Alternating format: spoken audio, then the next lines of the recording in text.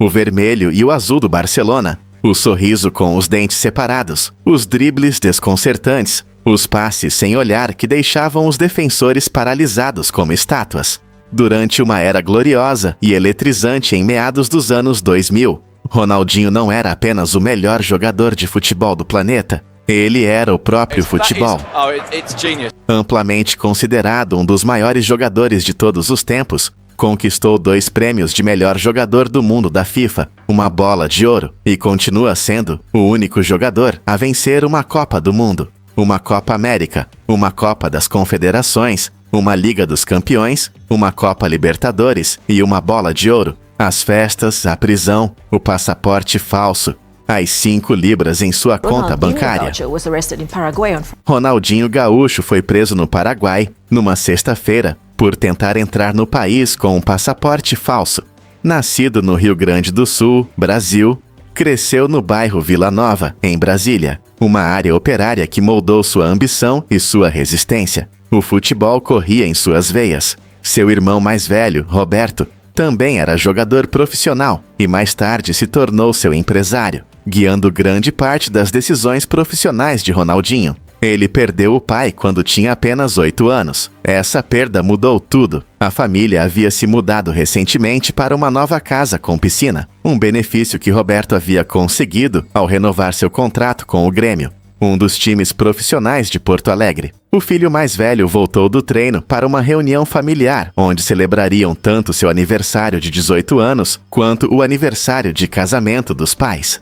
Mas ao chegar em casa, descobriu que seu pai havia sofrido um ataque cardíaco fatal enquanto nadava. Ronaldinho tinha apenas 8 anos e frequentemente reconheceu o mérito do irmão por ter assumido o papel de figura paterna após essa perda. Roberto sacrificou tudo pelo irmão mais novo. Ele desistiu dos próprios sonhos no futebol para se tornar o protetor de Ronaldinho, seu empresário, seu escudo contra o mundo. E esse escudo, por mais bem intencionado que fosse, criou um homem que nunca precisou realmente enfrentar consequências. Um homem que nunca precisou amadurecer. Seu primeiro contato com a mídia aconteceu aos 13 anos, quando marcou 23 gols em uma vitória por 23-0 contra um time local. 23 gols em uma única partida, por um único garoto. O país inteiro parou para prestar atenção.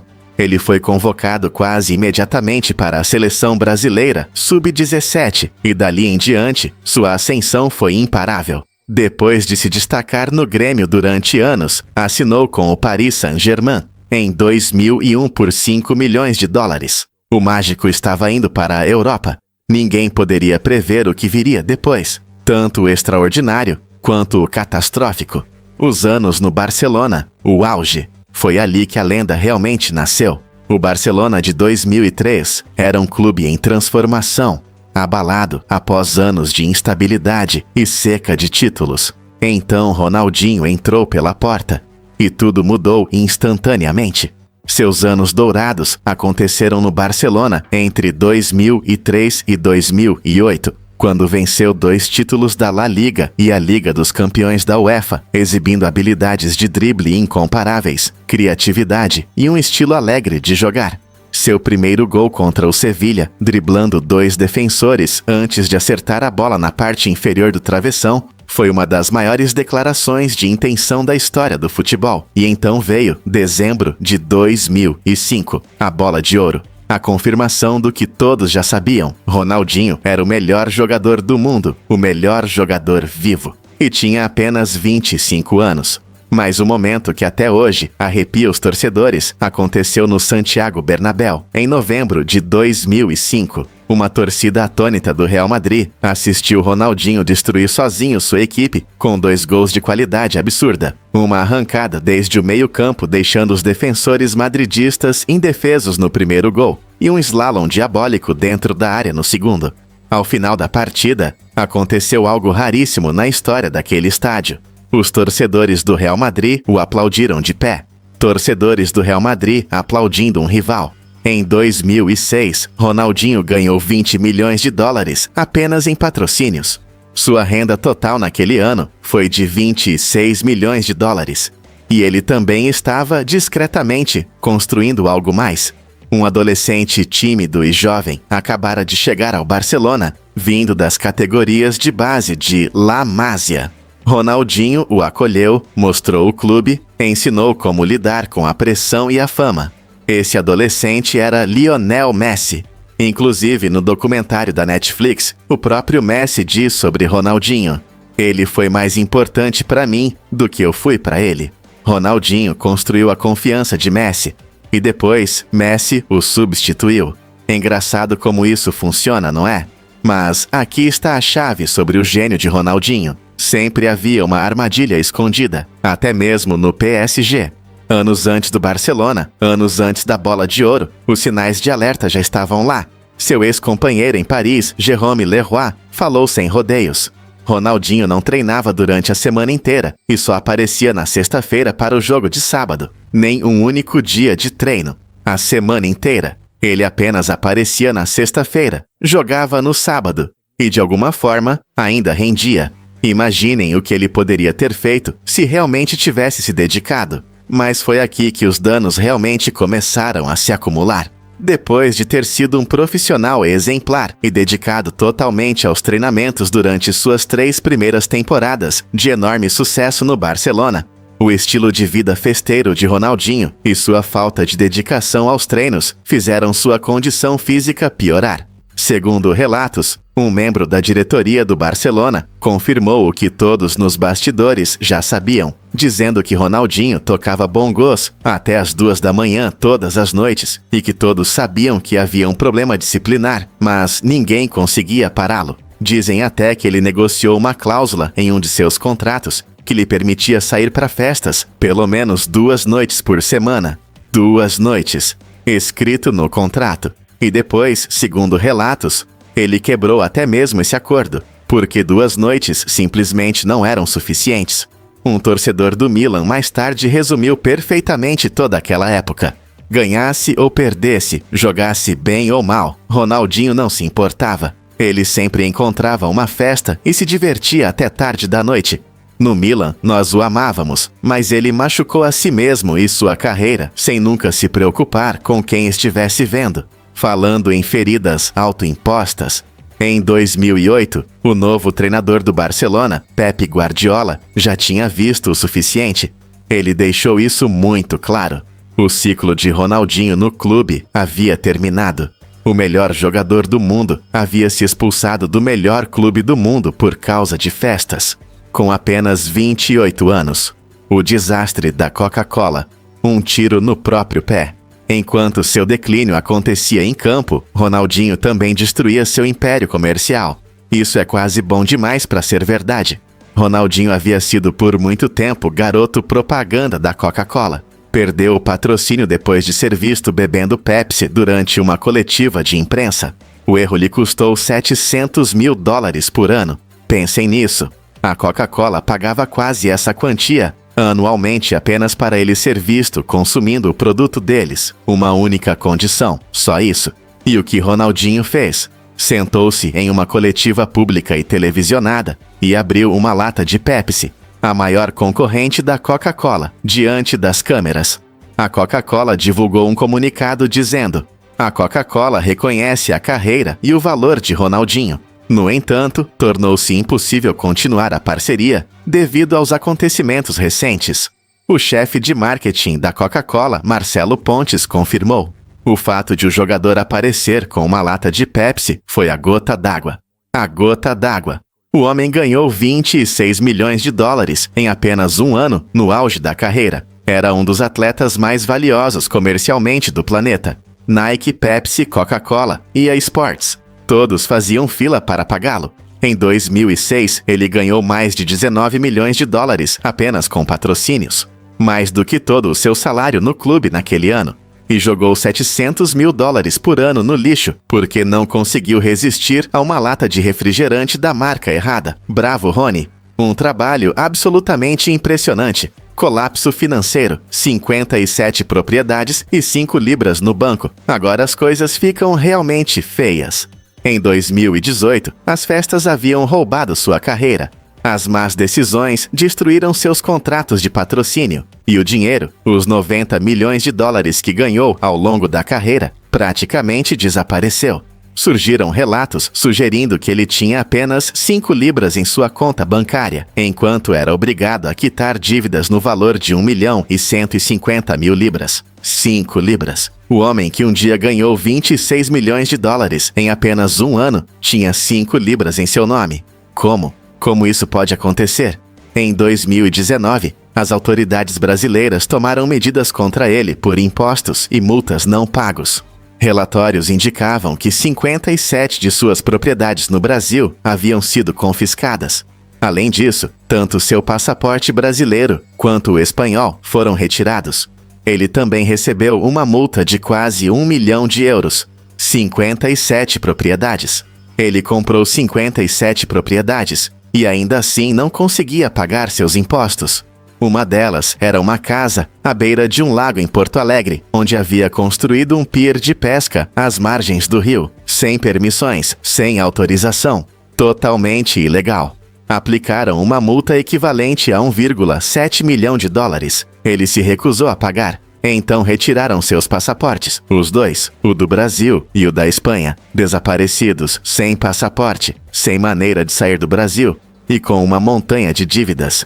O vencedor da Bola de Ouro, o homem que fez os torcedores do Real Madrid aplaudirem de pé, preso no Brasil com 5 libras na conta e o governo batendo à sua porta, é um dos colapsos financeiros mais impressionantes da história do futebol e foi totalmente, particularmente, auto-infligido. A prisão no Paraguai, o plano mais idiota da história do futebol. Mas é aqui que as coisas deixam de ser ruins e viram um caos absoluto. E quero que prestem muita atenção aqui, porque esta é genuinamente uma das sequências de decisões mais desconcertantes que qualquer ser humano já tomou. Com seus passaportes brasileiro e espanhol confiscados pelo governo, Ronaldinho queria viajar ao Paraguai para uma viagem promocional. Razoável, simples, exceto por um enorme problema. Ele não tinha passaporte. E o que sua equipe fez? Conseguiu um falso. Em 4 de março de 2020, Ronaldinho e seu irmão Roberto chegaram a Assunção, Paraguai, aparentemente para participar de um evento de caridade, apoio a crianças desfavorecidas e para promover um livro. 2 dias depois, ambos os irmãos foram presos pelas autoridades paraguaias, após os investigadores descobrirem que eles haviam entrado no país usando passaportes falsificados. Segundo relatos, os documentos falsos haviam sido fornecidos por uma empresária local chamada Dalia Lopes. Agora pare. Bem aí, porque aqui vem a parte que absolutamente não faz nenhum sentido. Cidadãos brasileiros não precisam apresentar passaporte para entrar no Paraguai. Ronaldinho poderia ter entrado simplesmente usando sua carteira de identidade nacional. Não era necessário passaporte.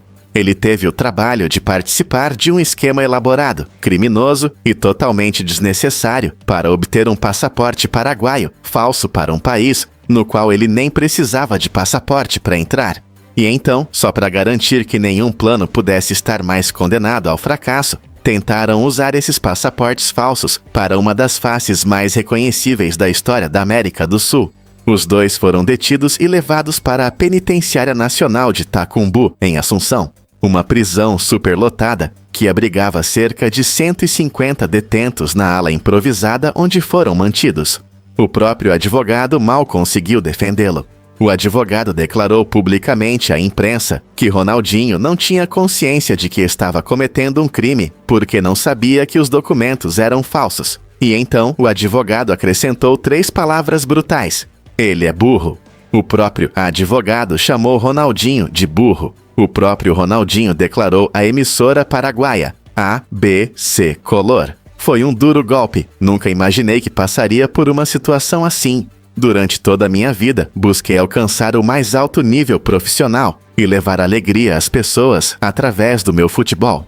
O ex-internacional paraguaio Nelson Cuevas, que visitou o amigo na prisão, disse à CNN Rádio: Ronaldinho não está nada feliz.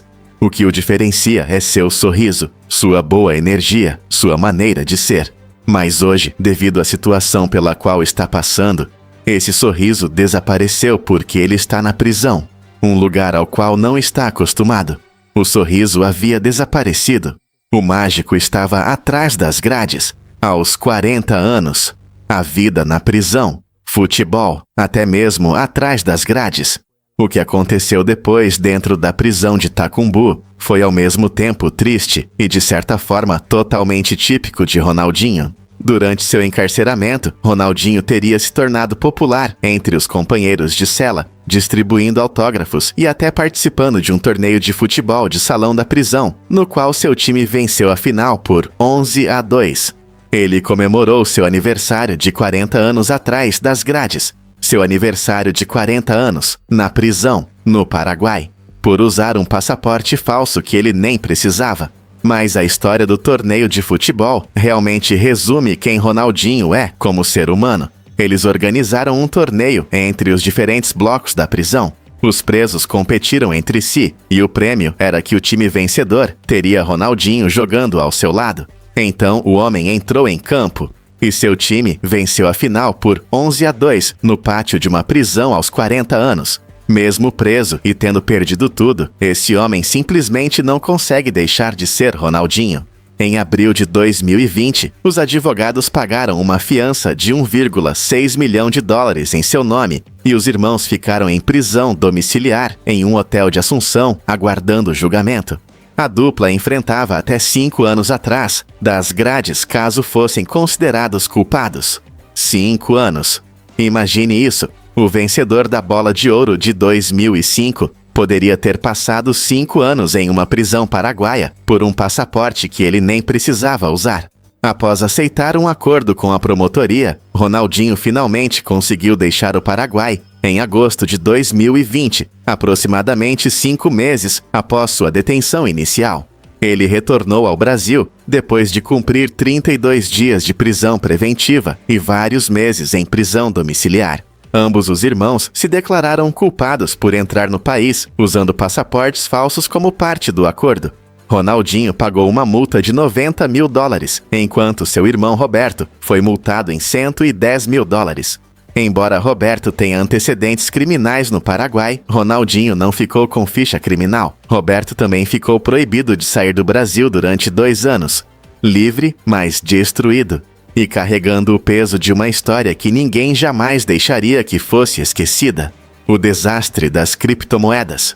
Do futebol às acusações de fraude. Você pensaria, sinceramente esperaria, que depois da prisão domiciliar, depois do fiasco do passaporte, depois do colapso financeiro, Ronaldinho tomaria decisões tranquilas, seguras e sensatas. Você estaria errado. Porque o próximo capítulo envolveu criptomoedas. A estrela aposentada do futebol profissional, Ronaldinho, depôs em uma audiência do Congresso Brasileiro, negando envolvimento em um suposto esquema de pirâmide financeira de criptomoedas de 61 milhões de dólares que levava seu nome. Ele compareceu diante de uma comissão parlamentar de investigação, onde rejeitou qualquer participação no esquema chamado 18K Ronaldinho, que prometia um rendimento diário de 2% em criptomoedas. Uma ação judicial foi movida contra a empresa, exigindo 61 milhões de dólares em indenizações. 2% de rendimento diário em criptomoedas.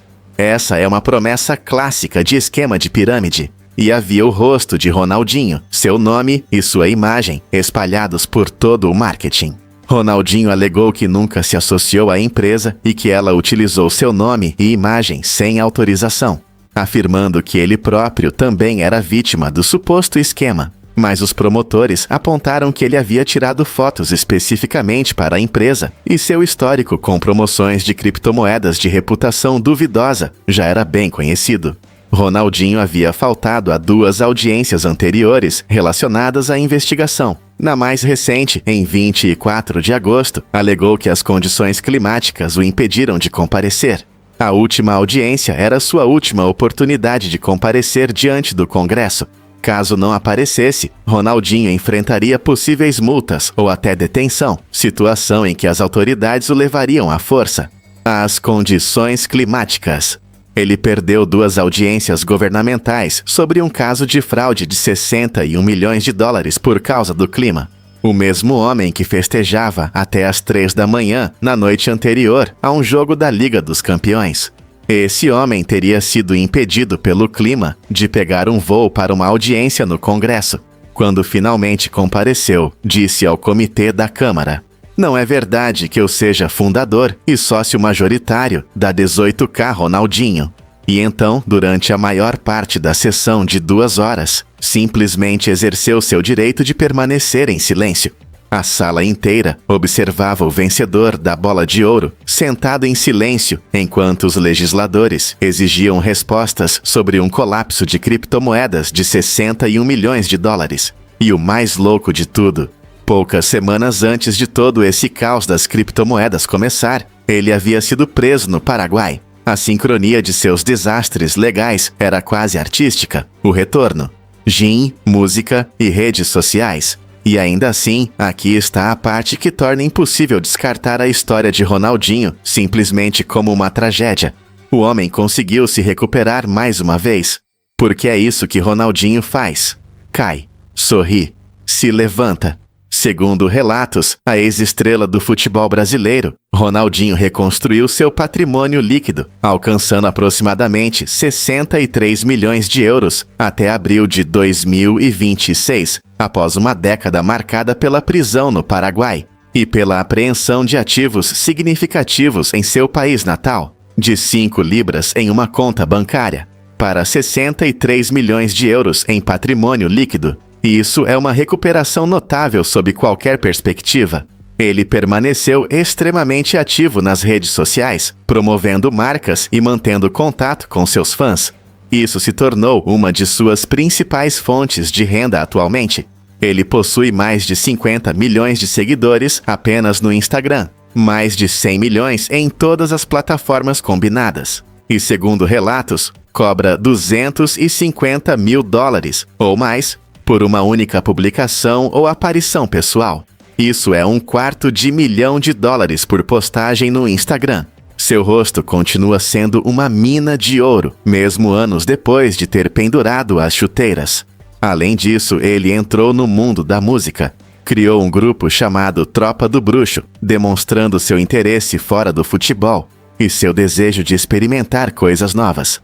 Também lançou sua própria marca de gin. Participou de jogos de lendas ao redor do mundo. E em sua vida pessoal, Ronaldinho recentemente se tornou avô. Ele tem um filho, João Mendes, nascido em 25 de fevereiro de 2005. João anunciou que sua namorada, Giovanna Buscásio, estava grávida, tornando Ronaldinho avô aos 45 anos. Em seu aniversário de 46 anos neste março, Ronaldinho compartilhou uma mensagem aos fãs. Obrigado a todos pelas carinhosas mensagens de aniversário. Amo todos vocês, amigos. O sorriso de dentes separados estava de volta nas redes sociais, e o mundo voltou a sorrir junto com ele. Porque não importa o que fizesse, não importa quantas vezes tropeçasse, o mundo nunca deixou de amar Ronaldinho. E talvez isso por si só não tenha nada de triste. Então, qual parte da história de Ronaldinho mais surpreendeu você? As 5 libras no banco? O passaporte falso que ele nem precisava? Ou algo completamente diferente?